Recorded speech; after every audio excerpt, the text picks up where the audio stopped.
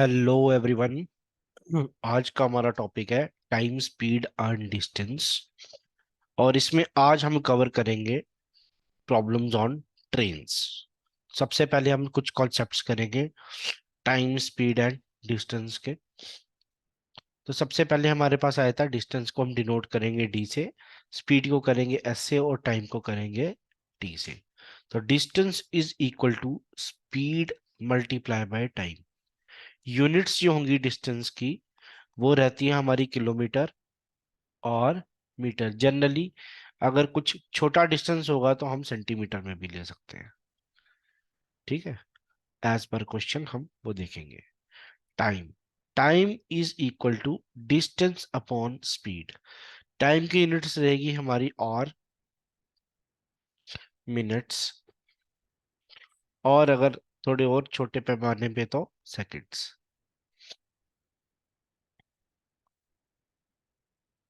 फिर उसके बाद हमारी यूनिट्स आती हैं हमारे पास स्पीड की। Speed is equal to distance upon time. Distance upon time हमने देखा, हम इसी फॉर्मूले को रीअरेंज करके हम क्या कर रहे हैं, इसी फॉर्मूले को हम रीअरेंज करके हम बाकी फॉर्मूले बना रहे हैं। ठीक है, सो स्पीड हमारे पास आ जाएगा डिस्टेंस अपॉन टाइम। स्पीड किस में हम देखते हैं, स्पीड हमारी होती है किलोमीटर पर आवर और मीटर पर सेकंड।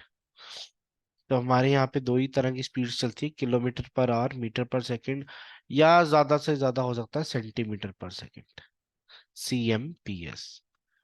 माइल्स में हम यहाँ पे नहीं देखते स्पीड। ठीक है, तो नेक्स्ट ये कॉन्सेप्ट आपको फॉर्मूला क्लियर हो गया। Distance is equal to speed into time, time equal to distance upon speed, and speed is equal to distance upon time.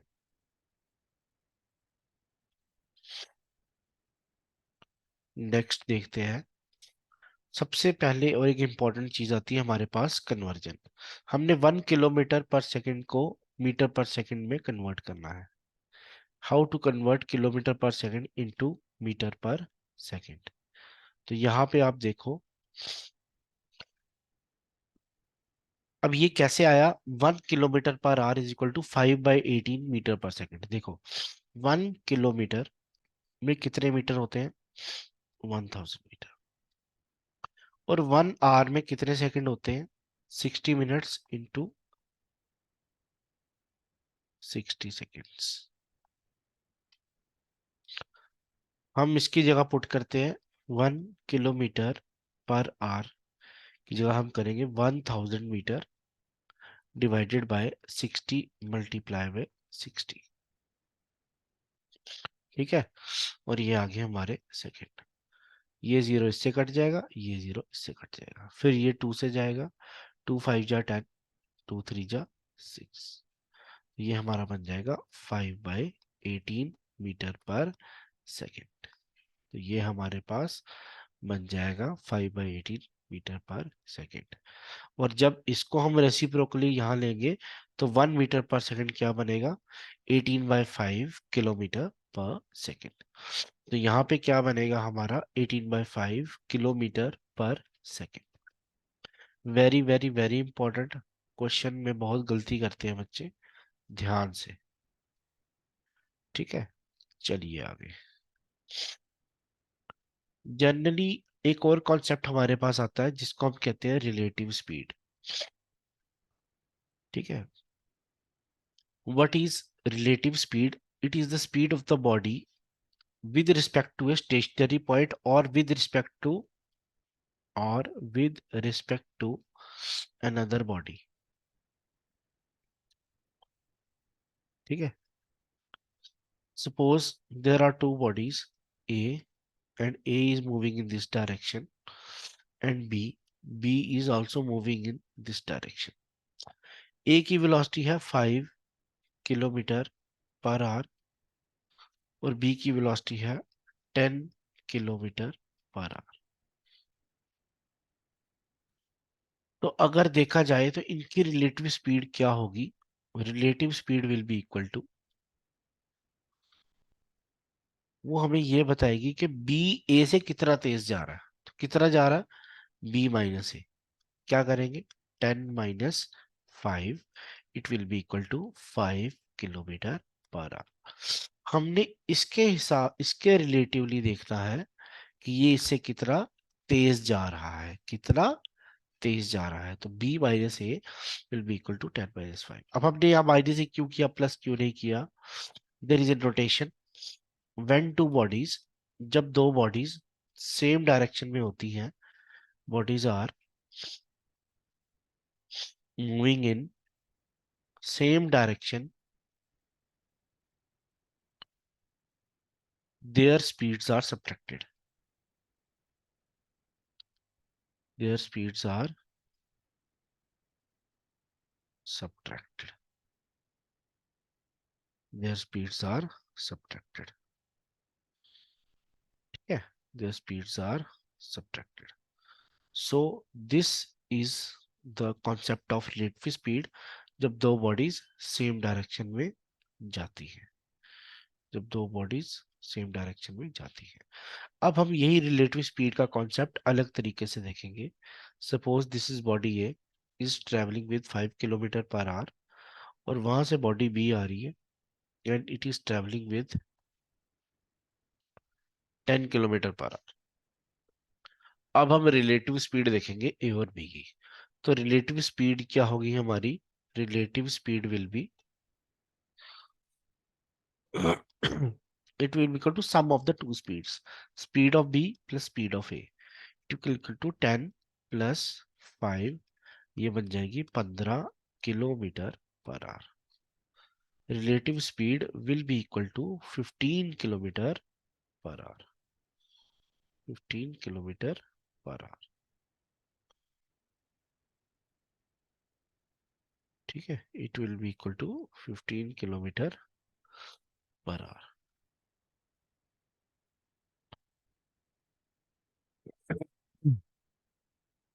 तो this is the concept of relative speed. जब दो, आपने कभी देखा होगा जब हेड ऑन कोलिजन होता है, सपोज ये कार और ये कार आपस में टक्कर मार रही है, तो वी विल सी इसकी वेलोसिटी अगर 40 किलोमीटर पर आवर है और इसकी 60 किलोमीटर पर आवर है, तो जो रिलेटिव वेलोसिटी बनेगी वो बनेगी 100 kilometre per our. That's why head on collision has more damage, क्योंकि एक दूसरे को ये टक्कर मारती है 100 किलोमीटर पर आवर से। जो रिलेटिव स्पीड निकल के आती है वो आती है 100 kilometre per hour. So this is the concept of relative speed. अगर सेम डायरेक्शन है, आपने सिंपल याद रखना है, same direction sign will be minus, negative. Opposite direction sign will be positive, sign will be positive. चलते हैं आगे। अब ये case number 1, when train is crossing a moving object with the length in opposite direction. Suppose this is a train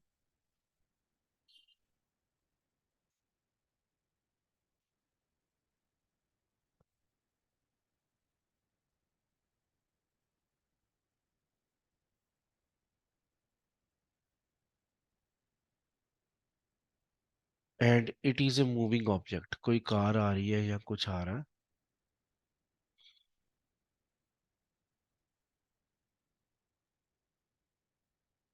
ठीक है। तो train is crossing a moving object, train यहाँ जा रही है, ऑब्जेक्ट यहाँ जा रहा है, with length in opposite direction. This is length of train, this is length of object. ये ट्रेन की लेंथ है, ये ऑब्जेक्ट की लेंथ है।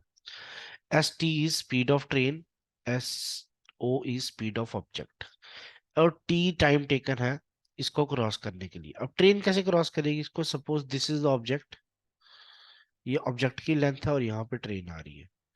तो ट्रेन जब इसके पास अप्रोच करेगी, सबसे पहले ट्रेन आएगी यहाँ पे, फिर ट्रेन इसको क्रॉस करेगी। नेक्स्ट स्टेप में ट्रेन जाएगी यहाँ,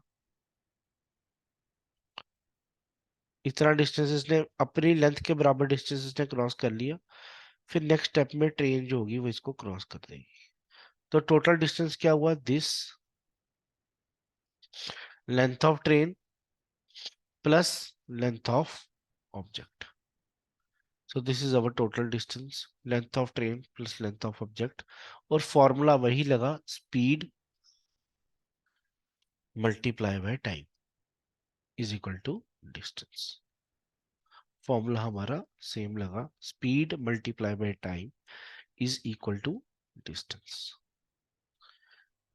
case number 2, when the length of the train is crossing a moving object with the length in same direction.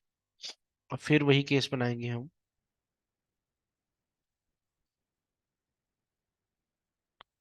This is our train, ये हमारी ट्रेन है.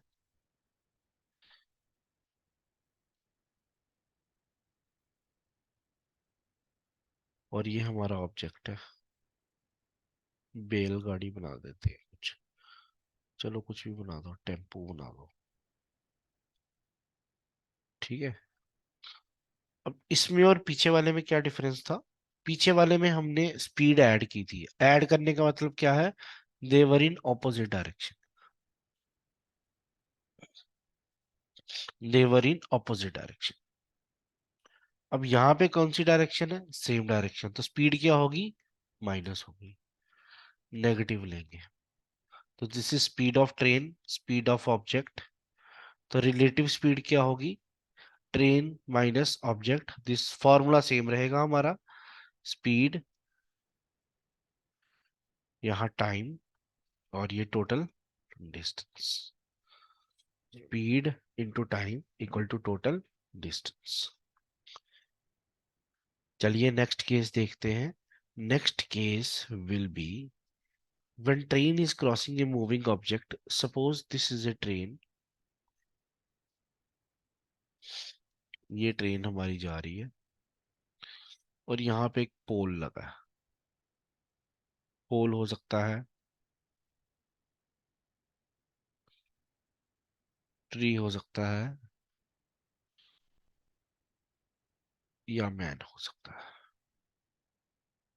पोल, ट्री या मैन. चलो ट्रेन बना देते हैं.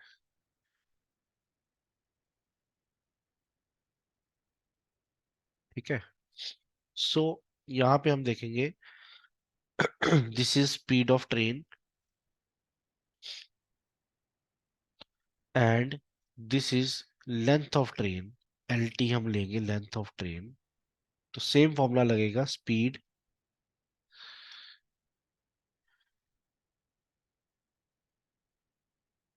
Speed into time is equal to distance. ठीक है. अब पोल, मैन और ये तो मूव करते नहीं है, वो स्टेशनरी वाले केस में लेंगे हम.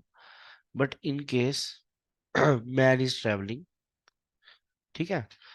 हमारा है पॉइंट ऑब्जेक्ट. मेन पर्पस है इसको सिग्निफाई करने का, point, point object.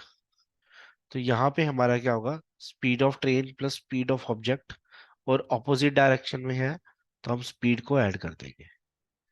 Speed will be added, relative speed will be added. तो यहाँ पे हमारे पास फॉर्मूला बनेगा s t plus s naught multiply by t into l T.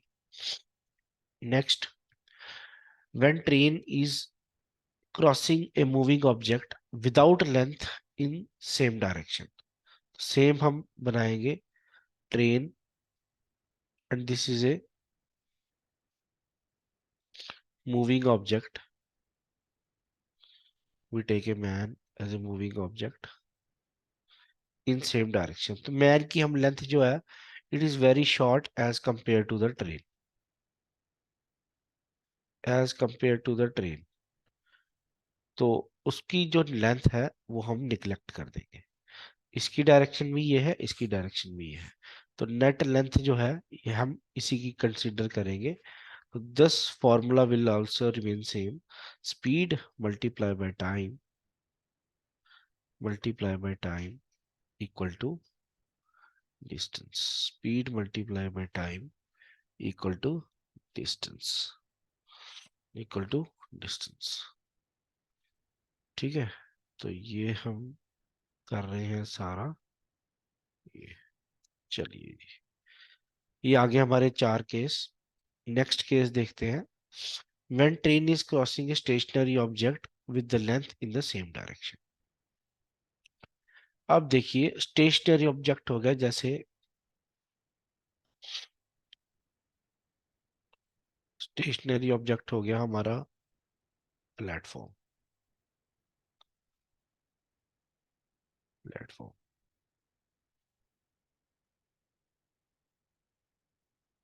है ना, और यहाँ पे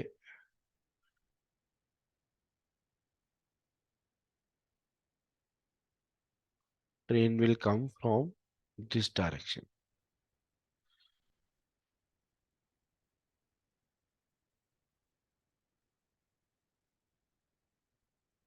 तो ट्रेन जो है वो इस डायरेक्शन से आएगी, ठीक है, इन द सेम डायरेक्शन। तो इसकी स्पीड तो कुछ होगी नहीं, प्लेटफॉर्म की तो कोई स्पीड होगी नहीं। So therefore speed of train multiply by time, length of train plus length of object. This is l o, this is l t, ठीक है, this is l o, this is l t. This is our speed of train when train किसी stationary object, रुके हुए object को with length, उसकी कुछ length होगी, 500 metre, 600 metre, 1000 metre, 300 metre, in the same direction, उसी डायरेक्शन में जा रही है। तो s t will be equal to speed of train multiply by time is equal to length of train plus length of object. और हमारे पास एक last case आता है, that is when speed of the train crossing a stationary object without the length in the same direction, without the length in the same direction। अब without a length मतलब suppose this is a point, pole, tree, their length is neglected।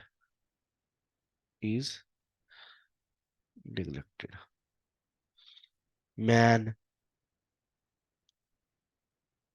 cat, dog, कुछ भी चीज ले लो, negligible length। तो speed of train multiply by time is equal to length. तो ये हमारे बेसिक फॉर्मूले, ये 6 के 6 केस याद रखो। कुछ ना कुछ, कोई ना कोई क्वेश्चन, कोई भी क्वेश्चन है वो इन्हीं में से बनेगा। Nothing will come from outside these 6 cases. चलिए अब हम आगे प्रॉब्लम्स की साइड जाते हैं। क्वेश्चन नंबर 1 बहुत ही सिंपल।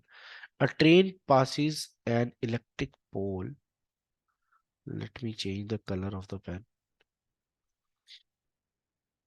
येलो कर देते हैं। A train passes an electric pole in 10 seconds। तो सबसे पहले हमें आइडेंटिफाई करना है गिवन क्या है, टाइम दिया है 10 seconds. Train passes an electric pole in 10 seconds and a platform जिसकी लेंथ ऑफ हमें दी है, लेंथ ऑफ ऑब्जेक्ट दी है 120 मीटर, और टाइम दिया है इसका 18 seconds. 18 seconds. Find the length of the train, find the length of the train. अब यहाँ पे हमारे पास क्या क्या गिवन है, टाइम है 10 सेकेंड्स, T1 ले लो, एंड T2 दिया है हमें 18 सेकेंड्स, और यहाँ पे दिया 120 मीटर लेंथ ऑफ ऑब्जेक्ट। हम लेंथ ऑफ ट्रेन ले लेते हैं LT। तो लेंथ ऑफ ट्रेन तो हमारी सेम रहेगी, है ना। तो हम क्या करते हैं, स्पीड का फॉर्मूला लगाते हैं। Speed will be equal to distance upon time,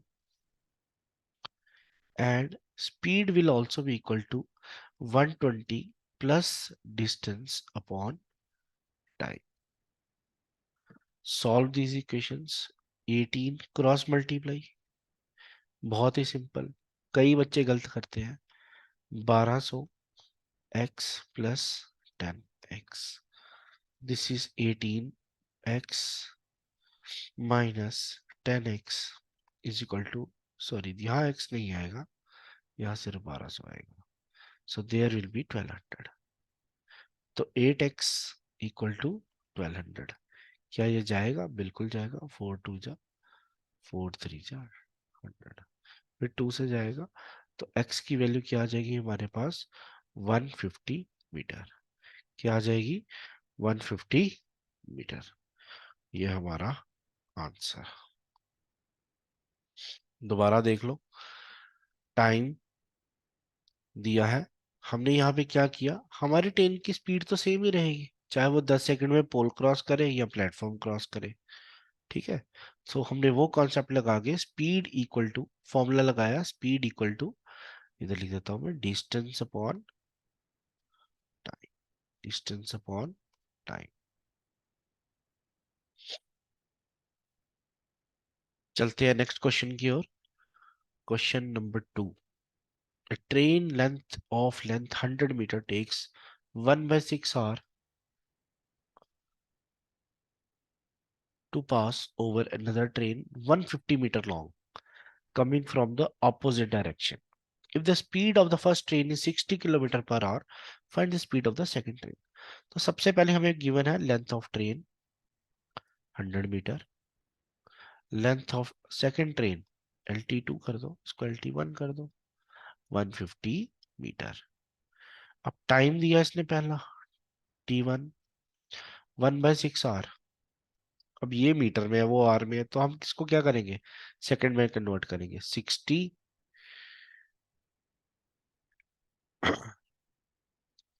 time हो गया हमारा 1/6 ऑफ आवर। 1 आवर में कितने सेकंड, 60। 60/6, तो ये हो जाएंगे हमारे पास 1/6 ऑफ एन आवर। तो आप इसको क्या करें, किलोमीटर पर आवर में कर ले। हाँ, किलोमीटर पर आवर में चाहिए हमें, किलोमीटर पर आवर कर देते हैं। टाइम कितना लिया इसने, 160, तो इसको हम कन्वर्ट करेंगे किलोमीटर पर आवर में। तो ये हमारा बनेगा 60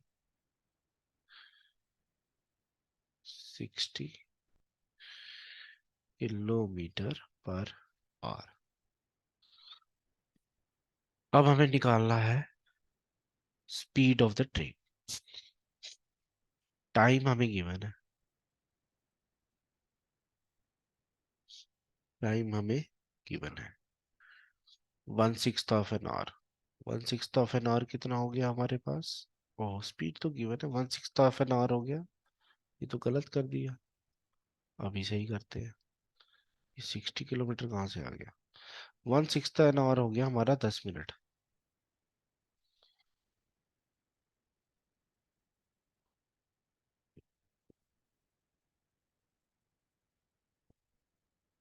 तो वो हो गया 10 मिनट।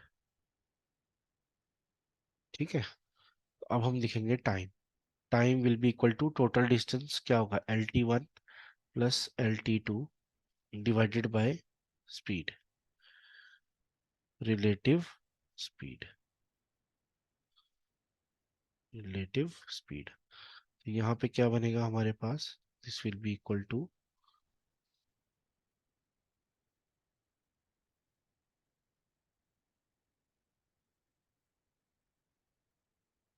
30 किलोमीटर, ये बनेगा 10 will be equal to, will be equal to 150 plus 100 multiply by 60 plus x। इसको कन्वर्ट कर देंगे हम मीटर पर सेकंड में, तो ये बन जाएगा 5/18। मुझे लगता है थोड़ा सा अच्छा नहीं लग रहा, इसको मैं दोबारा यहाँ पे लिख देता हूँ। ये बनेगा time is equal to 100 plus 150, ये बन जाएगा 250। स्पीड ले लेंगे हम 60 प्लस एक्स, और इसको 5/18 से मल्टीप्लाई कर देंगे ताकि ये मीटर पर सेकंड में कन्वर्ट हो जाए। 60 किलोमीटर दिया था, सेकंड की हम एक्स ले लेते हैं। ठीक है। तो ये बनेगा 250। टाइम की वैल्यू थी 10 मिनट। ठीक है। तो 250 into 18 divided by 60 plus x multiply by 5, multiply by 5।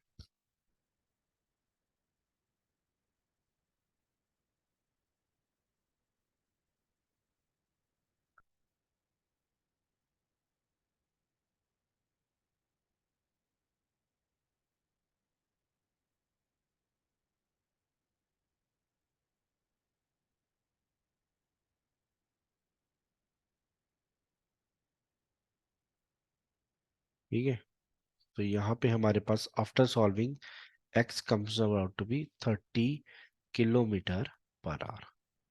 x की वैल्यू आती है 30 किलोमीटर पर आवर। इसको क्रॉस मल्टीप्लाई करना, this will be equal to 10। इसको यहाँ क्रॉस मल्टीप्लाई करना और सॉल्व करके हमारे पास आता है 30 kilometre per our. Next question देखते हैं। Two trains length 137 and 160 mean towards each other on parallel lines. Each other means opposite direction. Opposite direction मतलब रिलेटिव स्पीड क्या होगी हमारी, ऐड होगी। तो रिलेटिव स्पीड क्या होगी हमारी,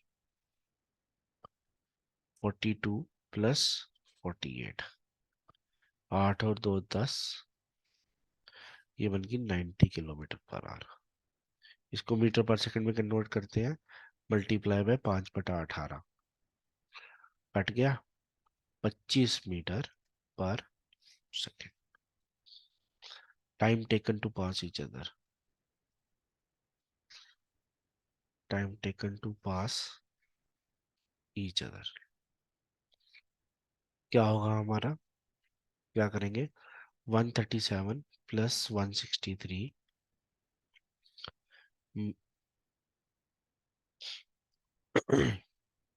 डिवाइडेड बाय 25, ये बनेगा 300/25 and answer will be 12 seconds. Answer will be 12 seconds. काफी सिंपल क्वेश्चन, काफी सिंपल क्वेश्चन। ये लिखा है ईच अदर, ईच अदर, ठीक है। तो टाइम विल बी 12 सेकेंड्स। चलते हैं नेक्स्ट क्वेश्चन की ओर। A train 110 meter in length, 110 meter in length travels 60 kilometre per our, travels 60। तो लेंथ ऑफ ट्रेन कितनी है हमारे पास, 110 मीटर, स्पीड दी है हमारी 60 किलोमीटर पर आवर, ठीक है। How much time does the train take passing a man walking at 6 kilometre per our against the train. तो relative speed क्या होगी, प्लस होगी माइनस होगी, अगेंस्ट है 60 प्लस 6, तो ये होगी 66 किलोमीटर पर आवर। तो 66 को करें कन्वर्ट इंटू 5/18 मीटर पर सेकेंड। तो डिस्टेंस हमें दिया कितना, 110 मीटर। तो टाइम निकालना है हमें, time will B 110 multiply by 18, 66, नीचे आ जाएगा 66 मल्टीप्लाई बाय 5, ये जाएगा 6, 11, 10, ये जाएगा 3, ये जाएगा 2। तो टाइम विल बी 6 सेकेंड्स, ठीक है। तो ये क्वेश्चन बहुत ही सिंपल होते हैं, बहुत सिंपल, बहुत इजी क्वेश्चंस हैं, आराम से करो, ठीक है। फॉर्मूला याद रखो, कॉन्सेप्ट याद रखो, बाकी इजीली हो जाते हैं। So do like, subscribe and share, और अपने फ्रेंड्स और जो प्रिपेयर कर रहे हैं उनके साथ ये चीज़ शेयर करो। अगर और क्वेश्चन चाहिए तो कमेंट्स में नीचे लिखो, पीडीएफ चाहिए तो कमेंट्स में लिखो। Thank you and God bless you.